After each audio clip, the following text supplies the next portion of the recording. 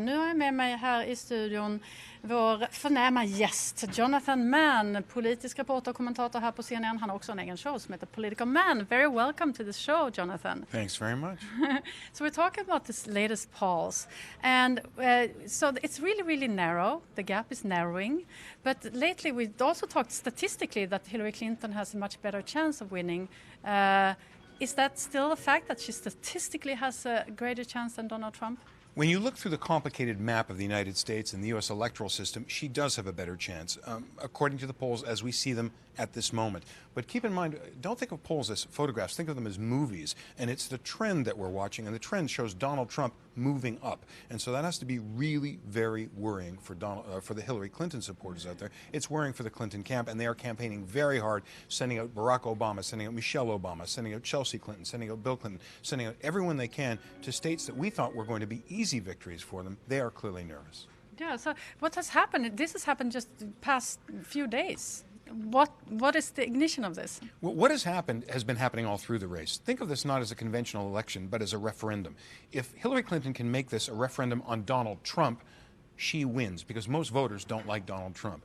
If Donald Trump can make this a referendum on Hillary Clinton, he wins, because most voters don't like Hillary Clinton either. So it's whoever is in the headlines in a bad light on any given day that is going to fall behind. And that's what we're seeing. Trump has been making a series of mistakes. He's been wounding himself over and over again, and that's been hurting him all this time. He has stopped the email scandal that continues to dog Hillary Clinton, is now hurting her. She's in the headlines, and once again, voters are being invited to think, do you want to elect Hillary Clinton? And they're saying no. A growing number of them are saying no. Whereas before the question was, do you want to elect Donald Trump? And they were saying no to that. It's a very unhappy electorate, and it's really whoever draws their attention, whoever they most dislike at any given moment, that seems to determine the way that the polls will move.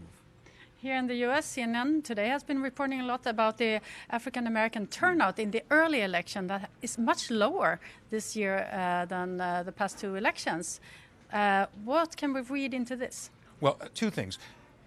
Early voting is an imperfect way of predicting the outcome of the election. So let's keep the data are good, but they're not absolutely reliable. But what we are seeing, in fact, is exactly that. African-American voters in key states like Florida are voting in lower numbers than they did. But it would be to be predicted. And keep in mind, Barack Obama was a wildly popular African-American candidate. It seems normal that there would be less turnout, less excitement for a relatively unpopular white American candidate. It's normal. It's to be expected. The question, though, is really what else is going to happen. Are Latinos, for example, Hispanic Americans, going to vote in greater number? They are. And so Hillary Clinton may be able to make some of those numbers up with more participation by Latinos and more support from whites and women in particular.